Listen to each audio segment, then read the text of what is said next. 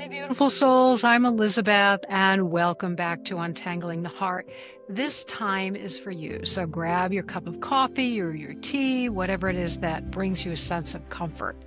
Sit back, relax, and settle in. As you are listening today, just notice what resonates for you. There may be something here that's meant just for you to hear. So just take what feels supportive and leave the rest. It's so good to have you here today.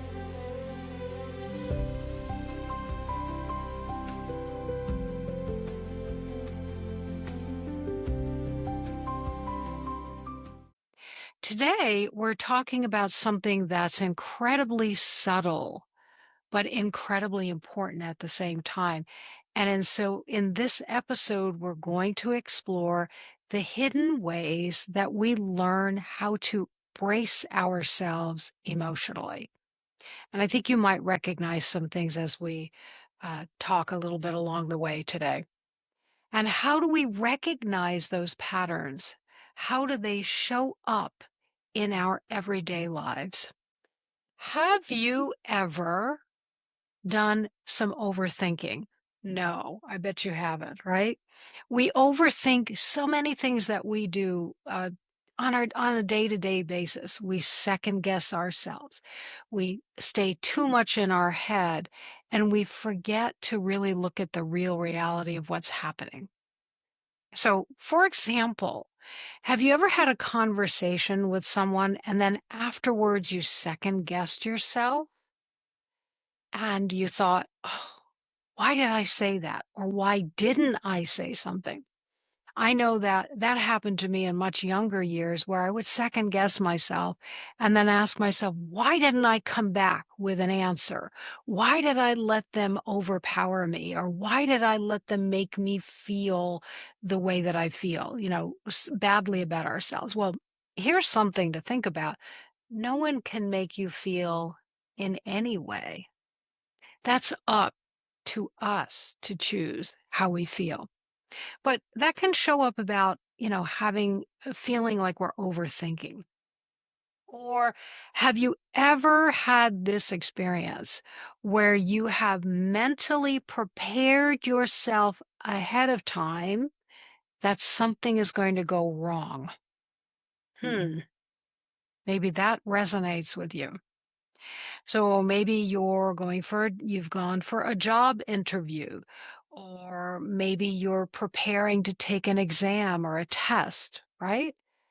So you're thinking in your head ahead of time, oh my gosh, right?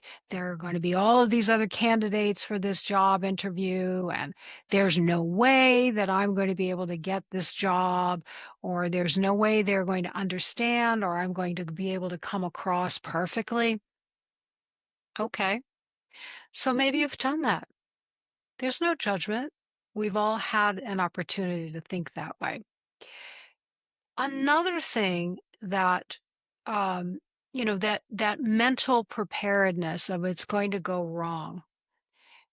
We'll get into this a little deeper in a little bit, but in a way, that's a story that you've told yourself or that you've believed, and it's a way of protecting yourself ahead of time. So you don't get that job interview, and then you can feel like, "Ah, see? Told you I wasn't going to be able to get the job." So I worked with someone quite a while ago, and every single thing in that person's life was in that frame of mind. It was really hard for that person to be able to move forward with their relationship with a family member. It was really hard for them exactly to get a job.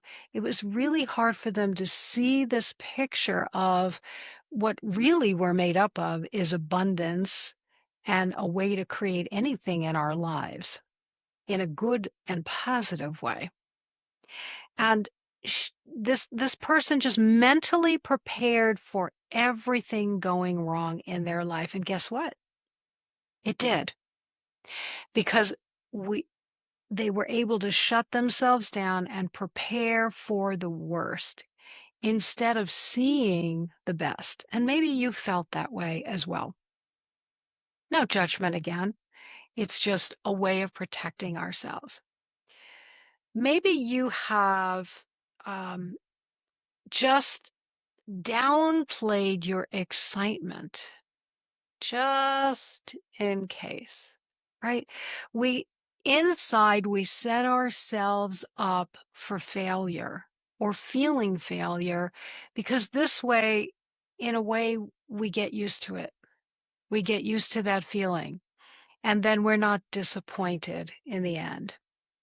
I think, talking about this, I recall as a kid, a really young kid, even though I got really good grades and I worked really hard, I would always set myself up for getting a B on the exam when I really truly wanted an A, and I had that opportunity, and most of the time I did. Not all the time. We're not experts in everything. That's why we're here to learn. But I thought, "Oh, well, yeah, I know that I'll be able to get a B." But deep inside, I knew that that's not really what I wanted or that's what I was capable of. But I didn't want to be disappointed if I didn't get that A on that exam. So that's kind of an example for you. Maybe you've, felt that way in the past. I often see this show up a lot in others. And it could be in a family member or a friend or maybe a coworker whom you've worked with, is that they're not quite allowing themselves to step up to their absolute ability because they don't want to be disappointed. So that's how in one or many ways how we brace ourselves for an anticipated shock. We feel like we're going to be in shock if we don't reach exactly what it is that we've set up those expectations. Another way is holding back, asking for something that you really need. You're afraid to express yourself, to step up, to be able to really and say who it is or what it is that you want. Or you can hold back your true thoughts or your opinions.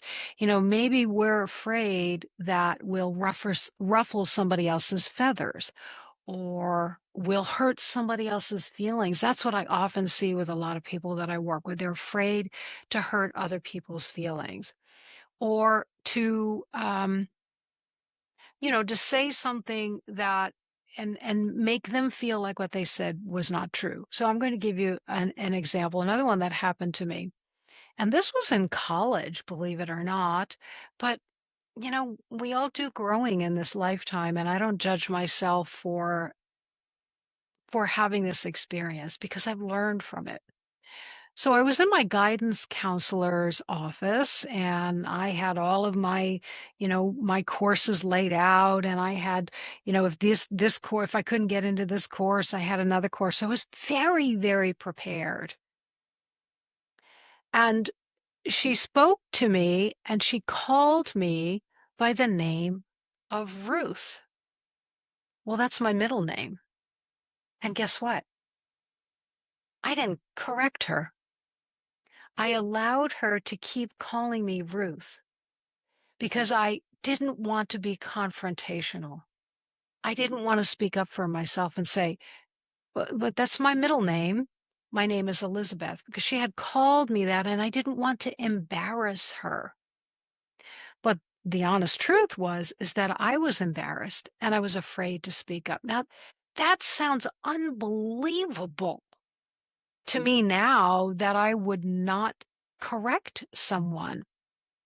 But there was something in me, some experiences that I had in the past that I was afraid to correct someone because I didn't want them to be embarrassed. I have no idea what those experiences were. I don't recall those stories, but that's where I was in the moment. And then she recognized that she called me by the wrong name and was very puzzled and questioned me and said, Why didn't you correct me? Why didn't you speak up for yourself?" So, see, there's an example of something that we can experience in our lives and not even know why. Somehow, I thought I was protecting her from embarrassment, but really I think I was protecting me. So that might be something to think about as well. There's also another way that we brace ourselves emotionally. It's it's kind of like expecting that failure or expecting something negative to happen. So we kind of construct and we lay things out ahead of time so that we don't trip up as much. So, have you ever met anyone who is a people pleaser? Again, no judgment. I'm not using that as a judgment statement. But someone who always says yes, who is afraid to say no, who always goes with what the other person says or does or wants or thinks, right? It's a way of avoiding that conflict. Now, there may be no conflict. Your friend might want you to, come up with another suggestion or another idea, but you feel that their value would be diminished by saying, "No, I really don't want to do that. I don't really feel like going bowling tonight. What I'd rather do is go for a walk around the lake." Just an example, right? And they might absolutely love that. However, you may have been in relationships before where they want everything. It's all about them, and you either do what they want or they're not going to have you as a friend. Well, guess what? That might not serve you. So that's a good thing to think about is, hmm, is there a give and take in this relationship? Also, have you ever experienced someone, I bet you have. I mean, I could probably count a lot, at least on two hands. Kids in school, as we were growing up, you've heard of the class clown. There was always that class clown, or maybe several of them, who had to speak up and had to make the jokes. Maybe sometimes they were inappropriate jokes or had to throw in a comment all the time. And everybody laughed. Everybody always laughed. Maybe the teacher didn't, appreciate it so much, but everyone always laughed and that person got attention. Well, you know what? It really wasn't so much that they wanted the attention, but they needed the attention because it distracted everyone or it distracted the situation. And really, there was some kind of fear underlying. So maybe they were afraid that they wouldn't have the right answers in class. So they dropped a joke or did something funny to kind of distract everyone from this feeling that they had within themselves that maybe they weren't good enough or smart enough or whatever it was. So this is how we can brace ourselves emotionally for pain that we anticipate is going to happen, but may never ever be realized. Somehow we've had an experience in the past that has taught us to expect pain, to expect embarrassment, to expect whatever it is. And so we set ourselves up so that it doesn't feel so badly, or at least that we're in control of it. Does it make sense? Possibly. So there's also another thing maybe that you or you've seen a friend of yours or a family member experience. It's this word that I think we've all embraced, or at least we've had an experience before. Procrastination. Have you ever stopped yourself from doing something, or you'll get started on a project and then all of a sudden you're like, "Oh, I have to go food shopping, or I have to clean this, or I have to organize these papers," or whatever it is. We distract ourselves from moving forward and taking the next step in whatever action it is that we want to reach our goal. So we procrastinate on doing the things that really matter to us, right? Or we stay really busy. Oh, how are you? Oh, I'm busy. I'm busy all the time. Well, we do this busy work, right? But we really never get to the meat of something that really is important to us. And that's a way of protecting our heart. It's a way of avoiding or prolonging having to have that conversation, maybe that deep conversation that feels confrontational, having that deep relationship that gets a little messy, right? Because we're afraid either that we're not going to live up to the expectation of someone else, or usually ourselves, or that we're just not going to hit the nail on the mark, right?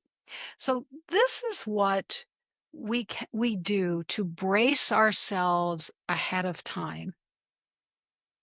You might start to notice these things in yourself or maybe in others. And again, please don't do it with judgment. This is just a way to bring awareness to ourselves of, you know what? I see a pattern. I see how this has happened often before. And maybe I don't want to choose to participate in that anymore. Maybe I want to help my friend through this, right? So we can do that in very gentle ways. So, what is it that you're protecting yourself from? For me, I think it was being embarrassed. I think it was that feeling of, not living up to what I thought was someone else's expectations. And by the way, how do we know what others expect of us? And why do we have to live up to them? We don't. Now, we set goals and values for ourselves, and we do our very best. But doing your very best is more than good enough because, we're all here to learn. We're all here to grow, to expand, and we're here to get messy, and we're here to mess up. And that's how we grow through this. So stop judging yourself, is what I would say. And, something that you can begin to do through all of this is just be aware. First of all, recognize, hmm, that sounds familiar. That looks familiar. I do this every single time. We develop these patterns because we've learned how to protect our hearts. We've learned how to protect ourselves. So just bring some awareness. And then what we can do is ask ourselves, okay, what's the story here? Like, treat it as if it's a story. Right? You've created it. Treat it as if it's something that you just read in a book. So, there may be a story that's attached to that moment or that experience, and just recognize how you feel underneath it. And ask yourself, if I set this old story down for just a moment, what's the feeling that I have underneath? Why am I guarding my heart?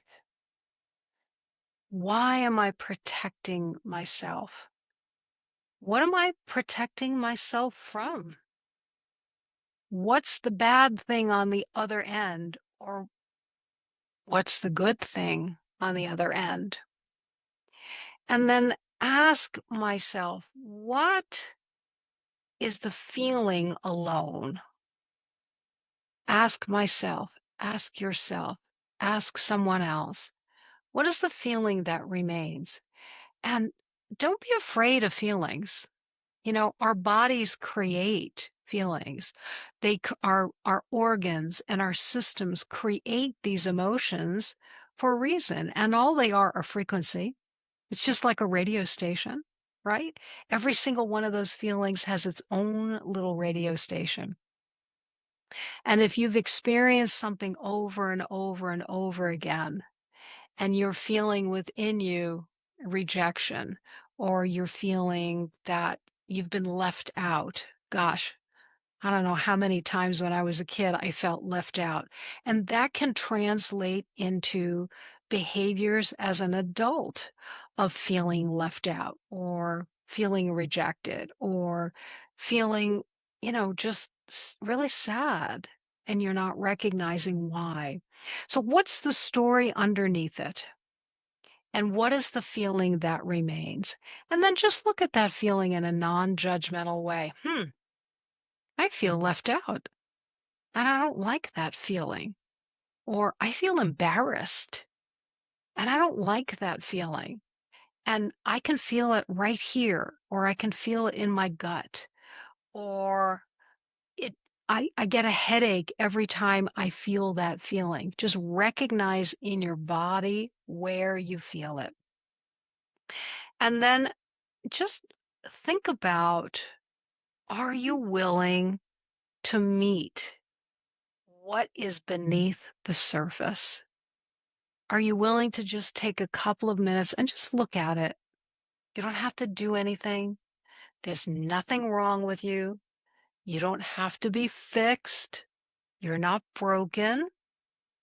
Just be willing to recognize how you're feeling. And then things can start to shift because if you're aware of it and how you feel and where you feel it, and maybe you can remember the story, it's not always necessary. You can ask yourself, is that something that I want to participate in? Is that something that I want to bring forward in this next hour, this next day, or any time in my life? You have that ability to shift. You have that ability to get out of the old stories. Oh, well, this is how I've always done it. Okay, you can always do it that way, or you can create something new. It's kind of exciting. It's a new frontier for you if you so choose. I love that you've spent some time today thinking about and remembering some of your own stories. I'd love to hear them sometime. The story of something that you might have gone through that was really uncomfortable, and yet you have found ways to be resilient and get through it. And the more you're willing to trust yourself, the better you're going to feel. I just would love that for you. If something today resonated with you, just know that you are not alone in this. And there's nothing random about your experiences. That old saying, everything happens for a reason. And it's all here to enrich your life and to help you to come back to your own cellular memory of this beautiful soul that you are. If there's someone that came to mind today while you were listening and hearing these stories, please feel free to share this conversation with them. You can find Untangling the Heart on YouTube, LinkedIn, and wherever else you enjoy listening to podcasts. I would be truly grateful if you would follow us or subscribe so you don't miss a conversation. thank you so much for being here today. I'm truly grateful from my heart to yours.